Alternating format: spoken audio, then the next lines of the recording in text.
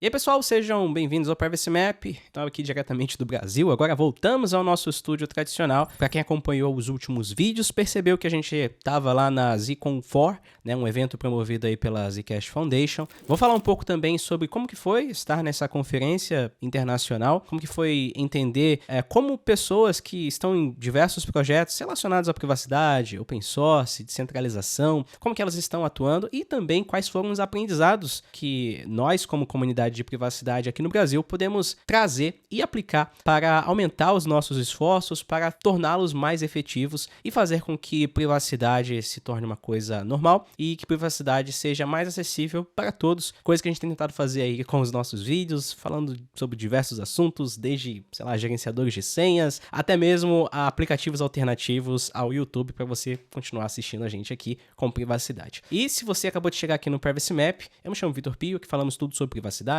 segurança, descentralização, enfim, open source, de maneira simples e descomplicada. E se esse é o primeiro vídeo que você está assistindo aqui no canal, considere se inscrever, considere deixar o seu like, se você tem conta Google. Isso vai ajudar você a acompanhar outros conteúdos que a gente soltar aqui no canal e você vai se inteirar aí com mais propriedade, vamos dizer assim, sobre privacidade e sobre segurança, beleza? Bora então começar o assunto do vídeo, né? Eu fui convidado para estar lá na ZCon4, foi um evento sensacional, aprendi bastante, fiz algumas entrevistas, já postei aqui no canal, algumas entrevistas ficaram sensacionais. Então, além das entrevistas que fiz aqui pro canal, tive a oportunidade de conversar com muita gente que tá atuando assim em diferentes perspectivas para fazer privacidade avançar, né? Cada um com a sua atribuição, seu talento, vamos dizer assim, com a sua visão de mundo, mas todo mundo fazendo a sua parte para que as coisas, né, aplicativos, softwares em geral, sejam mais privados e mais focado naquilo que a gente defende aqui, né, que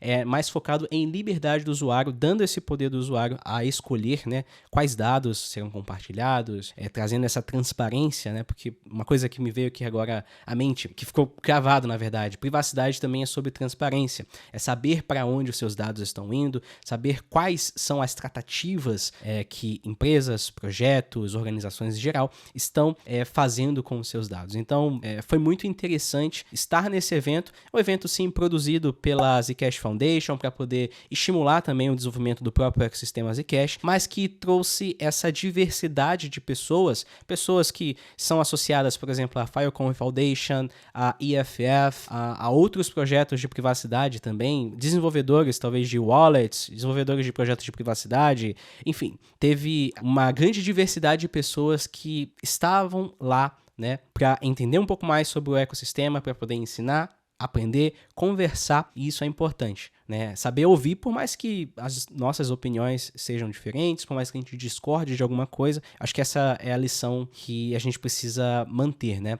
Sempre estar disposto a ouvir o diferente, a ouvir aquilo que muitas vezes você não concorda, porque ouvindo, né, entendendo, a gente vai trazer uma maturidade maior para o nosso cenário de privacidade e por isso, eu estive lá, mesmo não sendo um embaixador, né, da Zcash aqui no Brasil, ou não sendo, sei lá, um representante oficial, fui como canal de privacidade, como um criador de conteúdo, e fui disposto a aprender, a escutar e a conversar, e foi muito produtivo. Eu acho que quando a gente vai para ouvir o próximo, a gente às vezes vai com aquelas barreiras, né? A gente pede muitas das vezes de as pessoas comunicarem com a gente e tal. E foi muito interessante e aberto a conversar, aberto a aprender e entender a perspectiva do outro. Então, me perguntaram, mas Pio, o que é essa ZCon4? Né? Eu trouxe uma colinha aqui.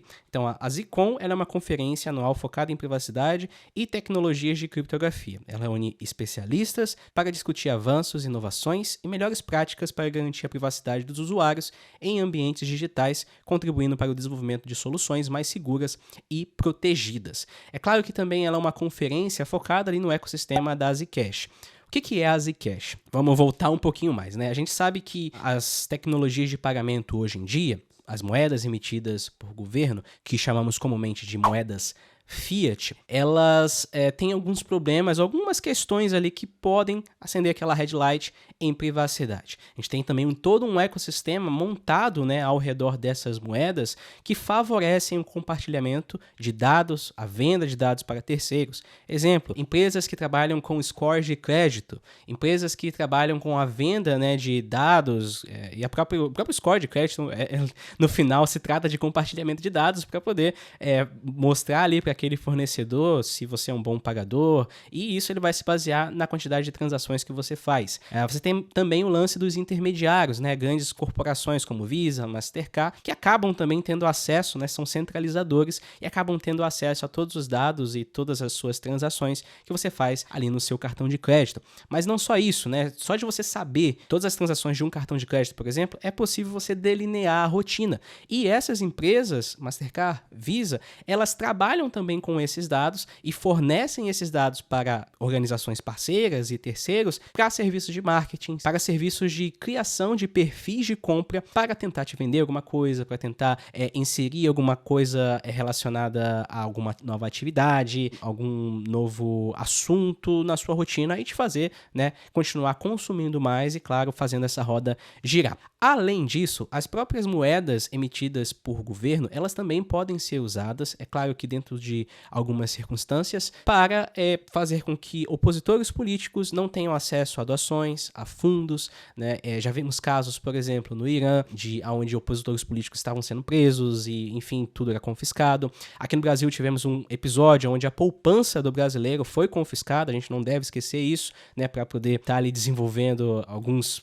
planos governamentais, né, alguns planos de governo. Então, no final, o dinheiro fiat, além de ter a questão de dados, privacidade, a gente não tem também o total controle sobre o nosso próprio dinheiro. E é importante, uma coisa que o Ian, que eu trouxe aqui na entrevista, ele disse, cara, é importante a gente ter ferramentas. Eu não sei se o Bitcoin, se a Monero, se a Zcash vão ser os projetos que vão existir daqui a 50 anos.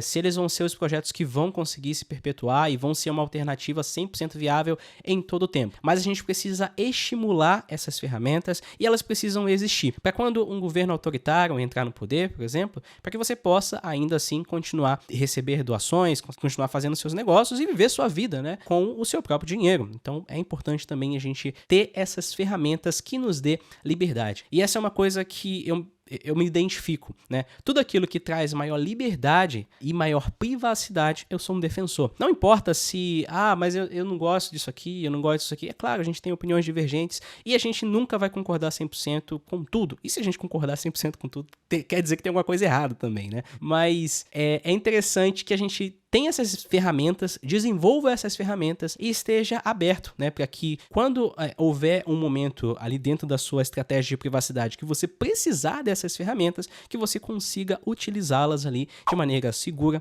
de maneira privada. Então, por isso que é importante que a gente tenha esse desenvolvimento ativo. E lá na conferência da Zcash, a Zcon, eu notei que tinha muitas pessoas de diversos projetos. Você tinha pessoas que estão interessadas ali, muitas vezes fazem um mestrado, fazem um doutorado, estão interessados no ramo acadêmico da coisa, né? Em como que funciona as tecnologias de criptografia, como que funciona as Zero Knowledge Proofs, enfim, estão interessados ali em desenvolver aquilo ali. Pessoas que estão interessadas também nas blockchains, né? Como que desenvolve, como que mantém seguro, mantém privado, enfim, descentralização, armazenamento descentralizado, por exemplo. Então, pessoas da área acadêmica estavam lá também, deram palestras acadêmicas, palestras técnicas voltadas ali, que tem às vezes a ver ou não com o ecossistema da Zcash, mas estavam num assunto em que a Zcash está inserido. Outras pessoas voltadas ali muitas das vezes à defesa dos direitos civis, que fazem essa defesa junto a Senado, Congresso. Eu lembro de uma pessoa que estava associada à IFF, ele deu uma palestra muito boa, inclusive, vou deixar aqui embaixo para você assistir, uma palestra em inglês, falando sobre o porquê essas tecnologias são importantes para a privacidade e a liberdade dos indivíduos. E por que que ele, nessa posição de defensor de privacidade, ele estava atuando junto ali aos policymakers, que seria, em português, aos legisladores, para que ele possa defender privacidade dentro daquela nova legislação ou dentro daquele novo projeto de lei, por exemplo. Então, pessoas de diferentes escopos atuando em defesa da privacidade. E, cara, isso é muito legal. Você tem pessoas que são educadores, que têm as suas comunidades. Conversei muito com o pessoal da Venezuela, postei aqui uma entrevista bem rápida que eu fiz com eles, mas eles usam dessas tecnologias de privacidade para empoderar pessoas, né? A gente sabe que a Venezuela passa por uma crise econômica muito grande, é claro, devido a alguns aspectos políticos, mas lá eles usam dessas tecnologias para fazer com que as pessoas possam ter os seus próprios negócios online, possam empreender, né, e conseguir sair dessa situação ruim, não ficar dependente de programas sociais, ou mesmo que esteja dependente, para que possa reverter essa situação com uma maior facilidade. Então, isso é importante. Além de pessoas como criadores de conteúdo, conversei bastante com a Naomi Brockwell. Foi muito interessante conversar com ela, entender uma perspectiva diferente, talvez, de como que ela enxerga a privacidade, de como que ela cria os conteúdos dela. Foi muito interessante conversar com ela. E, em geral, acho que a ZCon ela foi muito produtiva para entender, né, um pouco do que outras pessoas estão fazendo e trazer aqui pro canal, pro projeto e trazer pra minha vida também, como que eu possa aprimorar, né, esses esforços que eu tenho tido com o canal, que eu tenho tido fazendo projetos, fazendo, sei lá, palestras, né, aqui pra vocês e palestras presenciais também, como fizemos com o pessoal lá da Casa Hacker, como que a gente pode otimizar isso. Então, foi muito interessante. E participar foi muito legal. Eu acho que é importante a gente, mais uma vez, escutar o outro. Muitas vezes a gente diverge, e é natural divergir, mas abordar sobre um assunto sem ter essa preocupação de como que as pessoas vão ouvir, se elas vão se chatear sobre aquilo ali, não. Eu senti que o pessoal estava bem aberto a escutar o outro, a aprender sobre como que é a experiência na comunidade local da pessoa. Então, foi muito interessante isso. E, Pio, quais foram as principais tendências discutidas lá na ZCon que têm um impacto direto em privacidade? Primeiro que são as discussões acadêmicas. Eu senti que as discussões acadêmicas que estavam acontecendo lá eram bem profundas, né? E de professores, de criptógrafos. Claro, é um evento que não é para ser tão técnico, não foi tão técnico, mas depois dele teve o ZK Proof, que é um evento focado extremamente, assim, focado só em Zero Knowledge Proof. O que é Zero Knowledge Proof? É uma técnica criptográfica que faz com que você consiga confirmar informações sem necessariamente você ter acesso a essas informações. Vou dar o exemplo do embaixador da Zcash, é um exemplo muito simples e eu gostei desse exemplo, eu acho que vale a pena citar aqui para vocês. Vamos dizer que você quer entrar numa festa. Você saiu de noite, quer entrar numa festa, e aí você leva o seu documento. Essa festa só pode entrar pessoas que são maiores de 18 anos, porque tem bebida alcoólica, enfim. Então, como que você faz para mostrar, comprovar que você tem 18 anos sem revelar todos os outros dados do seu RG, da sua carteira de motorista, por exemplo? Não é interessante para o segurança que vai fazer a conferência ali do seu documento que ele tenha acesso a, sei lá, o seu nome completo, o nome completo da sua mãe, o número do seu RG? Não, ele só quer saber se você é maior de 18 anos. Então, de maneira geral, o Zero Knowledge Proof faz com que você consiga confirmar esses dados e faz com que esse segurança saiba que esse dado é autêntico sem revelar, né, esse segredo, sem revelar ali a sua data de nascimento. E isso é muito interessante. Essa abordagem criptográfica é muito interessante. Mas, Pio, como assim que ele vai saber que eu tenho mais de 18 anos sem saber a minha data de nascimento? Cara, é exatamente sobre isso que esses caras estão trabalhando, estão desenvolvendo todo o ecossistema da Zcash em cima desse conceito, dessa técnica criptográfica, né, chamada Zero Knowledge Proofs. Beleza, então teve esse aspecto acadêmico, teve também o pessoal trazendo discussões, né, sobre a própria blockchain, o próprio ecossistema da Zcash, como que eles podem descentralizar mais o ecossistema. Para quem não conhece muito da história da Zcash, ela nasceu com esse aprimoramento em quesito privacidade em relação ao Bitcoin, implementando as Zero Knowledge Proofs, mas ela nasceu um tanto quanto centralizada também, né? Então a tentativa que eles estão fazendo ao longo de todos esses anos, é fazer com que a comunidade absorva cada vez mais essas atribuições que a ZF, por exemplo, que é a Zcash Foundation, que a ICC estão fazendo, e isso migre para a comunidade se mantenha ativamente. Por exemplo, a conta do Twitter da Zcash, eles querem jogar na mão da comunidade. O site oficial da Zcash, cara, a comunidade que vai fazer. Então eles estão, ao longo do tempo, descentralizando ainda mais o projeto, assim como foi com o Bitcoin, né? O Bitcoin começou nas mãos ali do Satoshi Nakamoto, centralizado, né? Ele foi um dos primeiros a implementar e tal, foi o criador, foi o pioneiro, of course, mas ele, se a gente for comparar em instituição, foi a primeira instituição, vamos dizer assim, a tocar o Bitcoin, a desenvolver o Bitcoin. Depois a própria comunidade foi absorvendo aquilo que Satoshi Nakamoto desenvolveu. Ele saiu de cena. Então é algo similar que a Zcash Foundation e a Zcash está tentando fazer com sua comunidade. Então, em questão de impacto, eu vejo que para a área acadêmica, sensacional. Foi muito interessante notar o quanto o pessoal é apaixonado em criptografia, é apaixonado em como desenvolver tecnologias mais privadas. Isso foi muito legal. Foi muito legal também notar que eles estão pensando em descentralizar cada vez mais o projeto, em fazer com que a comunidade absorva, né, esse projeto, absorva as atribuições e toque sozinho, que as coisas aconteçam de maneira descentralizada. Muito legal também entender esse posicionamento das pessoas em como que eles estão tentando desenvolver privacidade, cada um aí na sua profissão, na sua área de atuação. Há pessoas que estão próximas de políticos, pessoas que estão próximas de agências governamentais, ou sei lá, pessoas que estão lá no continente africano, numa comunidade pequena e estão tentando ensinar privacidade para aquela comunidade. Cara, sensacional. E trazer um pouco também daquilo que a gente faz aqui no Brasil, explicar para eles, olha, eu falo português, lá a gente fala sobre privacidade, talvez você não me conheça, porque eu falo português, mas a gente tá fazendo esse trabalho lá, a gente começou há 3 anos atrás, praticamente, e já fizemos isso, e a comunidade está evoluindo, e eu já aprendi muito, então, cara, foi muito legal trocar essa ideia com essas pessoas. E, Bill, quais foram as palestras mais impactantes sobre privacidade durante a conferência? Cara, a palestra do Ian foi muito interessante, o título é Zcash Has No Morals, e ele explicou nessa palestra, ele trouxe ali o ponto de vista dele sobre o porquê que a gente precisa tornar os projetos cada vez mais, o onboard de projetos de privacidade, cada vez mais fáceis para que o projeto também ele tenha esse crescimento, que as pessoas absorvam privacidade sem, às vezes vem, né, mas não gosta e sai. Não, ele foi muito incisivo nisso. Ele explicou também sobre como que a Zcash, no caso, né, pode tornar o ecossistema melhor. Ele trouxe alguns posicionamentos sobre isso, fez comparações com outras moedas, como que é a comunidade do Bitcoin, como que é a comunidade da Monero, por exemplo, como que essas comunidades fazem,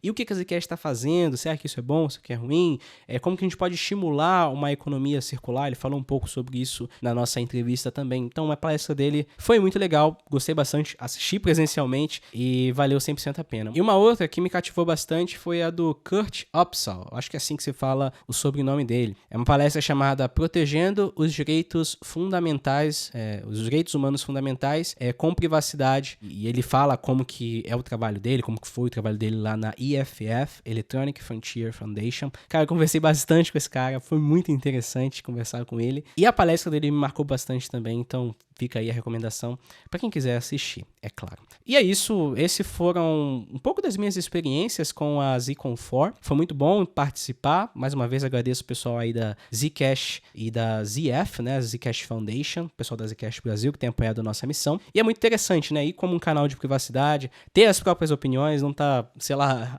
eu tenho que falar bem da Zcash para poder participar. Não, eles foram muito abertos em relação a isso e é claro, se não fosse assim também eu nem queria, porque eu gosto de ter a minha independência, a minha autonomia. E como um canal de privacidade, acho que é assim que as coisas precisam ser, né? Por mais que existam parceiros que quer fazer um apoio, né? Que quer ajudar na missão e tal, acho que a gente não pode fazer com que esse apoio seja uma coisa, um empecilho, né? Que impeça a gente de ter as próprias opiniões, os próprios posicionamentos, por exemplo. Apesar de estar lá, né? E não concordar com um monte de coisa, foi muito legal porque eu tive essa oportunidade de trocar uma ideia com o pessoal. Quando eu falo não concordar com um monte de coisa, é uma não concordância em melhorar, né? Tipo, muitas das às vezes, a gente não concorda como as coisas estão hoje para que as coisas melhorem. E eu notei isso também, teve até uma treta do bem lá no evento, né, num painel, onde tava, sei lá, o cara que é diretor da ZF conversando com o cara que é o CEO da ICC, ou seja, duas organizações diferentes. Eles tinham opiniões completamente diferentes sobre como que o projeto deveria ser descentralizado, como que deveria ser a questão da mineração e tal, mas eles estavam discordando em prol de uma coisa boa, né? E apesar dessa tretinha, apesar dessa coisa que aconteceu,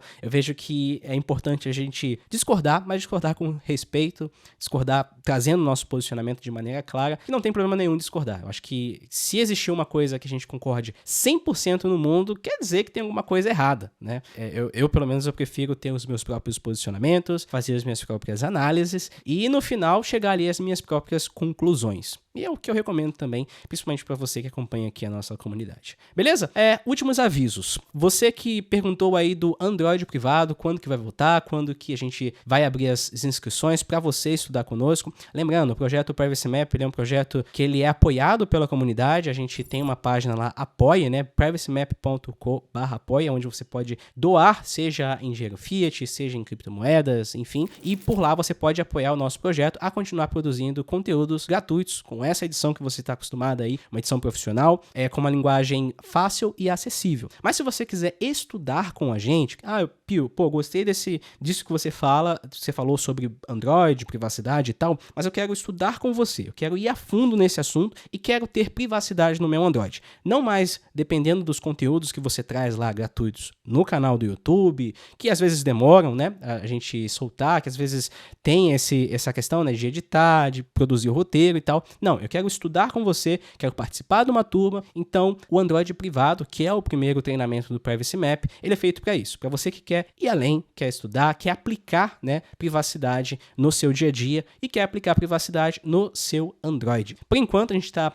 desenvolvendo esse treinamento para Android, existem outros treinamentos que estão também no processo de produção, na nossa linha de produção, e então fique ligado aí para você se inscrever, vá lá no site androidprivado.com.br, coloque seu nome e o seu endereço de e-mail para você receber um aviso assim que a gente abrir as inscrições para você estudar conosco. Pio, e se eu colocar um endereço de e-mail temporário? Você não vai receber o aviso, porque muitas vezes o endereço de e-mail temporário ele expira, né? Então se você for lá no 10-minute mail, por exemplo, e copiar e colar o e-mail lá, eu vou enviar o aviso para você, mas você não vai receber. Então coloque um e-mail que você tenha acesso, que você utilize para ser avisado, tá bom? Então esse é o treinamento Android privado, fique de olho, porque vão abrir as inscrições, a gente vai avisar, avisar tanto aqui no canal, quanto lá no e-mail, principalmente no e-mail, as nossas comunicações serão por lá, então fique ligado para você poder participar também. E é isso aí, pessoal, um forte abraço a você que acompanhou até aqui, a gente se vê no próximo vídeo aqui no canal, valeu e até mais.